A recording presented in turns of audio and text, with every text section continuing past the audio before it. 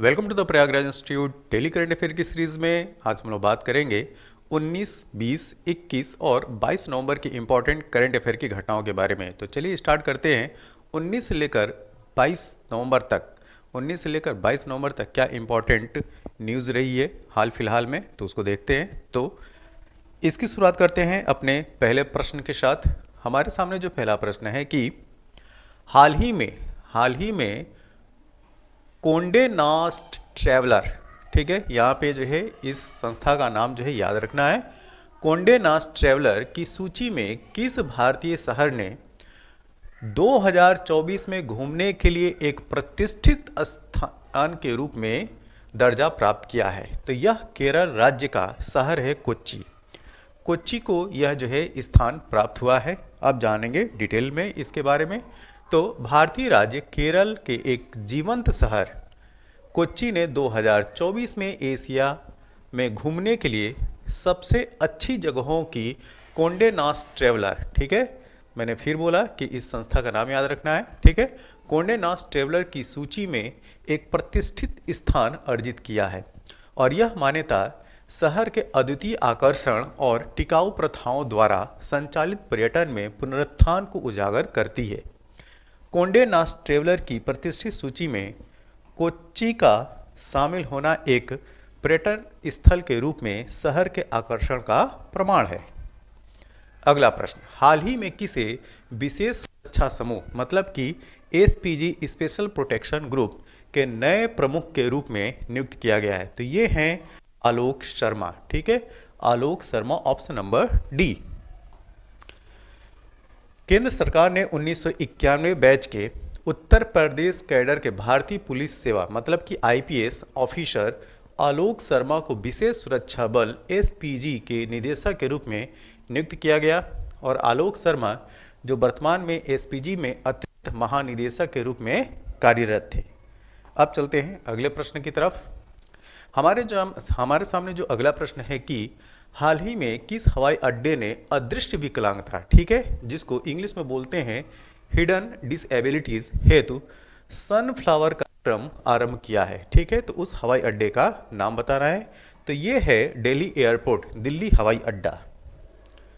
अदृश्य विकलांगता वाले लोगों को सुगम आवाजाही, ठीक है, मतलब कि उनको आने जाने में कोई समस्या ना हो, इसकी को बोला जा रहा है सुगम आवाजाही की सुविधा सुनिश्चित करने के लिए दिल्ली इंटरनेशनल एयरपोर्ट लिमिटेड मतलब कि DIAL ने 15 नवंबर 2023 को दिल्ली हवाई अड्डे पर ऐसे व्यक्तियों के लिए यात्रा अनुभव को बेहतर बनाने के उद्देश्य से, मतलब कि उनका जो ट्रेवलिंग एक्सपीरियंस है वो अच्छा रहे, उसके उद्देश्य से सनफ्लावर कार्यक्रम को आरंभ किया है। ठीक है, कार्यक्रम का क्या नाम है? सनफ्लावर। तो सनफ्लावर प्रोग्राम के तहत जो इस तरह के जो टूरिस्ट हैं उनकी सुविधा का ख्याल रखा जाएगा।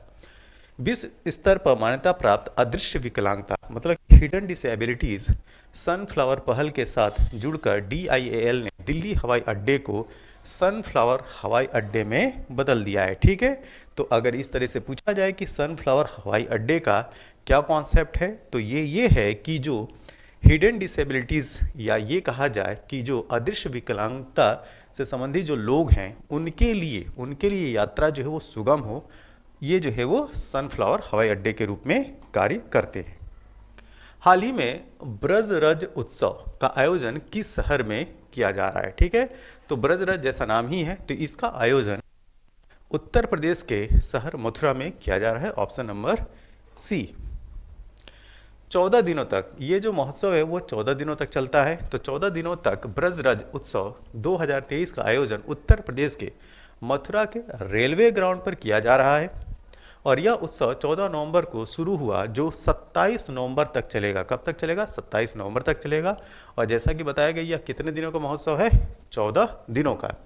और इसी कार्यक्रम के बीच 23 नवंबर को कृष्ण भक्त मीरा की जयंती भी है। ठीक है, तो मीरा की जयंती कब मनाई जा रही है? 23 नवंबर को।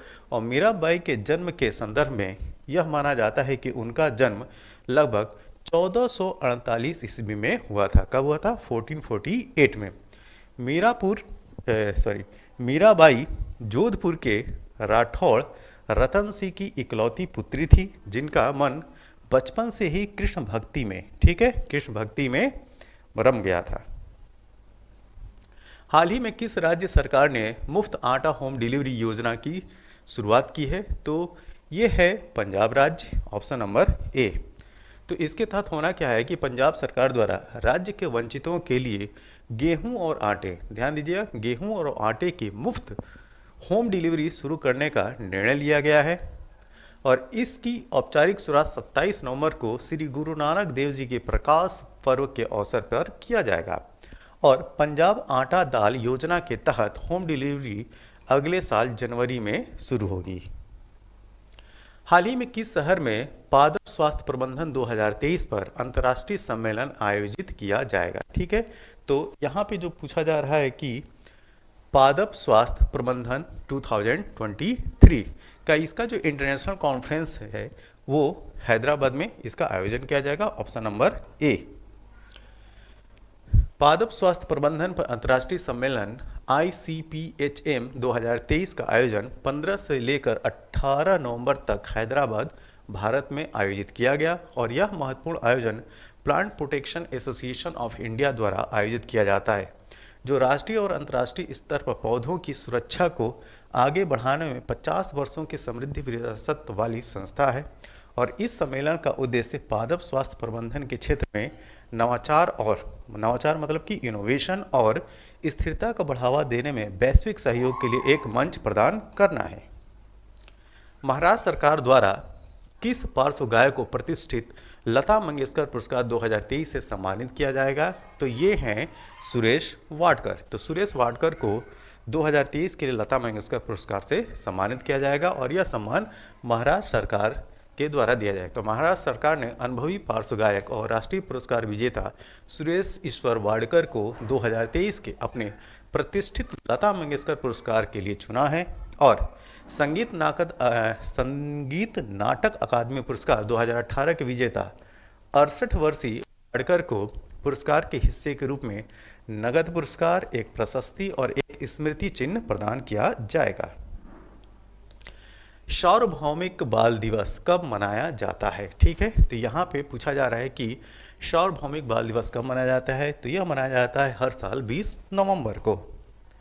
तो 20 नवंबर को हर साल सार्वभौमिक बाल दिवस के रूप में मनाया जाता है और यह दिवस अंतर्राष्ट्रीय एकजुटता को बढ़ावा देने और दुनिया भर में बच्चों में जागरूकता और बच्चों के कल्याण में सुधार करने के लिए मनाया जाता है। और इसी दिन 1959 में संयुक्त राष्ट्र महासभा ने बाल अधिकारों को अपनाने की घोषणा की थी और 1954 में पहली बार सार्वभौमिक बाल दिवस के रूप में मनाया गया था। ठीक, तो इसको सबसे पहले कब मनाया गया था? 1954 में। और हर साल जो है 20 नवंबर को मनाते हैं क्या? सार्वभौमिक बाल दिवस। 1989 में इसी दिन संयुक्त राष्ट्र महासभा ने बाल अधिकारों पर कन्वेंशन को भी अपनाया था। ठीक है, हाल ही में भारतीय नौसेना ने किस चौथे पनडुब्बी रोधी युद्धक विमान को लॉन्च किया है? इसका नाम बताना है। ठीक है, तो यह है अमीनी। हाल ही में 16 नवंबर 2023 को स्वदेशी anti submarine warfare shallow watercraft SWC परियोजना के चौथे पनडुब्बी रोधी युद्धक विमान अमीनी को, ठीक है, इसका नाम याद रखिए, बहुत इंपॉर्टेंट है, को कट्टुपल्ली में मेसर्स L&T शिप बिल्डिंग में सफलतापूर्वक लॉन्च किया गया। हाल ही में किस देश ने भारत को हराकर क्रिकेट विश्व कप 2023 का खिताब जीत लिया है? तो इसको कैसे भूल सकते हैं? ऑस्ट्रेलिया क्रिकेट टीम ने 19 नवंबर को अहमदाबाद के नरेंद्र मोदी स्टेडियम में आयोजित फाइनल मुकाबले में भारत को 6 विकेट से हराकर विश्व कप 2023 का खिताब अपने नाम कर लिया है और कंगारू टीम रिकॉर्ड छठी बार, ठीक है, छठी बार, ठीक, सबसे पहले इन्होंने 1987 में वर्ल्ड कप जीता था, फिर 1999, फिर 2003, 2007, 2015 और 2023। तो इनके नाम आज की डेट में 6 वर्ल्ड कप आ चुके हैं। और इसके साथ ये भी याद रखिए कि प्लेयर ऑफ द सीरीज, इस वर्ल्ड कप में प्लेयर ऑफ द सीरीज जो है विराट कोहली को मिला है, जिन्होंने 765 रन बनाए थे, और player of the final Travis head, जिन्होंने 120 बॉल में 137 रन बनाए थे। अगला प्रश्न, हाल ही में किस देश की रहने वाली सेनिस प्लासियो ने मिस यूनिवर्स 2023 का खिताब जीता है? तो ये है निकारागुआ की, ठीक है। तो निकारागुआ की ये मिस सेनिस प्लासियो हैं, जिन्होंने मिस यूनिवर्स 2023 का खिताब जीता।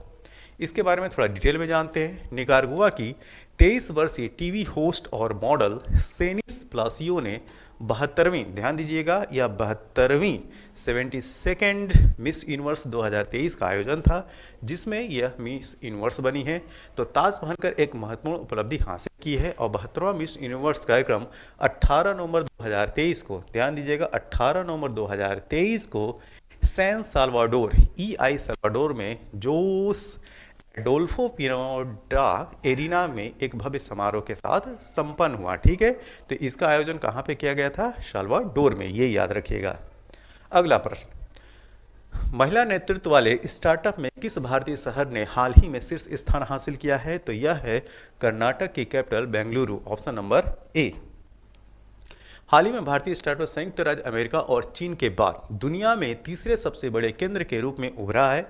और कर्नाटक की राजधानी बेंगलुरु में महिला नेतृत्व वाले स्टार्टअप की सूची में शीर्ष पर है, जहां 1783 महिला नेतृत्व वाले स्टार्टअप हैं जो उद्यमिता में लिंग विविधता के लिए अग्रणी है। तो लिंग विविधता मतलब कि सेक्स डाइवर्सिटी की अगर बात की जाए, जेंडर डाइवर्सिटी की बात की जाए, तो इसमें भारत जो है, भारत का जो बेंगलुरु शहर है वो लीडिंग फेज में है। हाल ही में किस राज्य ने अंतर्देशी ठीक जो इंडिजिनस मछली पालन है उसमें पहला स्थान प्राप्त किया है? तो वह है Uttar Pradesh, option number B. तो उत्तर प्रदेश से अंतर्देशीय मछली पालन मैदानी क्षेत्र में पूरे देश में पहला स्थान प्राप्त किया है। और इसकी घोषणा जो है मत्स्य पालन, पशुपालन और डेयरी मंत्रालय ने की थी। उत्तर प्रदेश को यह अवार्ड दिल्ली में 21 और 22 नवंबर को होने वाली ग्लोबल फिशरीज कॉन्फ्रेंस इंडिया 2023 में दिया जाएगा। विश्व मत्स्य पालन दिवस प्रतिवर्ष कब मनाया जाता है? ठीक है, तो अगर आपसे बोला जाए कि वर्ल्ड फिशरीज डे कब मनाते हैं, तो यह हर साल मनाया जाता है 21 नवंबर को। तो मत्स्य पालन के महत्व के बारे में जागरूकता बढ़ाने के और मत्स्य पालन पर निर्भर लोगों की आजीविका का समर्थन करने के लिए हर वर्ष 21 नवंबर को, ठीक है, ये डेट याद रखिएगा, 21 नवंबर को विश्व मत्स्य पालन दिवस मनाया जाता है। और विश्व मत्स्य पालन दिवस 2023 की थीम है मत्स्य पालन और जलीय कृषि संपदा का जश्न मनाना, celebrating the wealth of fisheries and aquaculture. हाल ही में उपराष्ट्रपति जगदीप धनखड़ द्वारा पुस्तक building partnerships India and international corporation for maritime securities का विमोचन किया गया। इसके लेखक का नाम बताना है, ठीक है। तो इसके लेखक कौन है? इसके लेखक है हिमाद्री दास, ठीक है। तो हिमाद्री दास, उपराष्ट्रपति जगदीप धनखड़ ने नई दिल्ली के मानकेशा सेंटर में इंडो पैसिफिक रीजनल डायलॉग में कैप्टन हिमाद्री दास द्वारा लिखित पुस्तक building partnership India and international cooperation for maritime security का विमोचन किया है। और भारतीय नौसेना प्रमुख एडमिरल आर हरि कुमार ने इस अवसर पर कहा कि दक्षिण चीन सागर मतलब कि साउथ चाइना सी, ठीक है, दक्षिण चीन सागर में नाजुक सुरक्षा स्थिति, स्थापित आचार संहिता या विश्वास निर्माण उपायों के उल्लंघन के अलावा समुद्र में अच्छी व्यवस्था और अनुशासन के लिए एक स्पष्ट और वर्तमान खतरा पैदा करती है, ठीक है। तो हिमाद्री दास का नाम याद रखिएगा और इनकी जो पुस्तक है उनका भी नाम याद रखना है, ठीक है।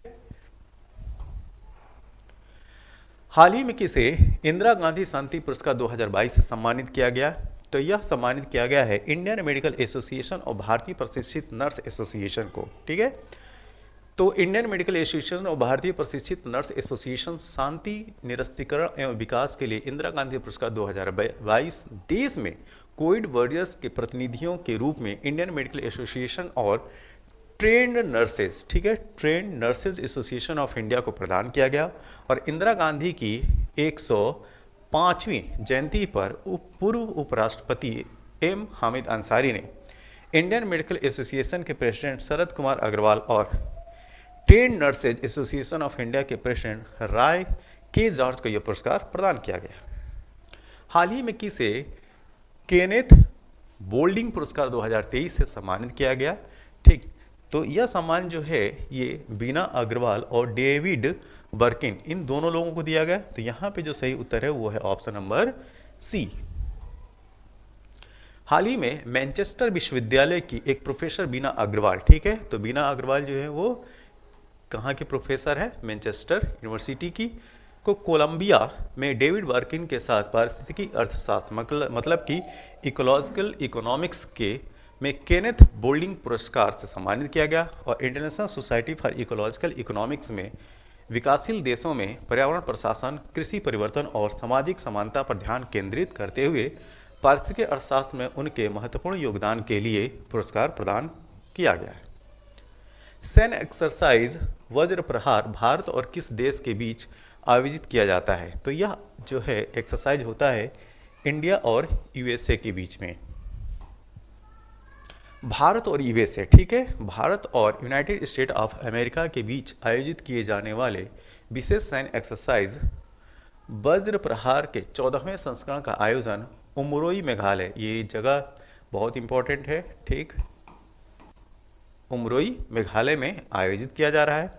और वज्र प्रहार एक्सरसाइज भारतीय सेना और अमेरिकी सेना के विशेष बलों के बीच आयोजित एक ज्वाइंट ऑपरेशन है, ठीक है। और इस एक्सरसाइज का पहला संस्करण 2010 में भारत में आयोजित किया गया था। अगला प्रश्न, हाल ही में भारत में Atal innovation mission circular economy startup को आगे बढ़ाने के लिए किस देश के साथ समझौता किया गया? ठीक है, तो ये किया गया है ऑस्ट्रेलिया के साथ, ऑप्शन नंबर डी। तो अटल इनोवेशन मिशन नीति आयोग ने ऑस्ट्रेलिया और भारतीय सर्कुलर इकोनॉमी स्टार्टअप को आगे बढ़ाने के लिए नया एक्सेलरेटर लॉन्च किया है। और नए एक्सेलरेटर के रूप में rapid innovation and startup expansions को लॉन्च किया गया। और अटल इनोवेशन मिशन देश में नवाचार और उद्यमिता को बढ़ावा देने के लिए भारत सरकार की एक प्रमुख पहल है। हाल ही में ग्लोबल फिशरीज कॉन्फ्रेंस इंडिया 2023 का आयोजन कहाँ किया जा रहा है? तो यह किया जा रहा है अहमदाबाद, गुजरात में। तो ग्लोबल फिशरीज कॉन्फ्रेंस इंडिया 2023 का आयोजन अहमदाबाद, गुजरात में किया जा रहा है। तो केंद्रीय मत्स्य पालन और पशुपालन और डेयरी मंत्री पुरुषोत्तम रूपाला, ठीक है, ये जो केंद्रीय मंत्री हैं इनका नाम भी याद रखिएगा, कौन है? पुरुषोत्तम रूपाला ने गुजरात साइंस सिटी अहमदाबाद में ग्लोबल फिशरीज कॉन्फ्रेंस इंडिया 2023 का उद्घाटन किया। और ग्लोबल फिशरीज कॉन्फ्रेंस इंडिया मत्स्य पालन विभाग द्वारा आयोजित किया जा रहा है। और इसका उद्देश्य देश को मत्स्य पालन और जलीय कृषि क्षेत्र में आगे बढ़ाना है। तो यह था 19 से लेकर 22 नवंबर तक के इम्पॉर्टेंट करंट अफेयर की न्यूज़। यह वीडियो आपको कैसा लगा? जैसा भी लगा हो आप अपने सुझाव जो है कमेंट बॉक्स में ज़रूर दें। और इस वीडियो को ज़्यादा से ज़्यादा लाइक करें, कमेंट करें और सब्सक्राइब करें। इस वीडियो की PDF के लिए आप हमारे Telegram channel the Prayagraj institute को ज्वाइन कीजिए और इस वीडियो की PDF को प्राप्त कीजिए। तब तक के लिए थैंक यू, धन्यवाद।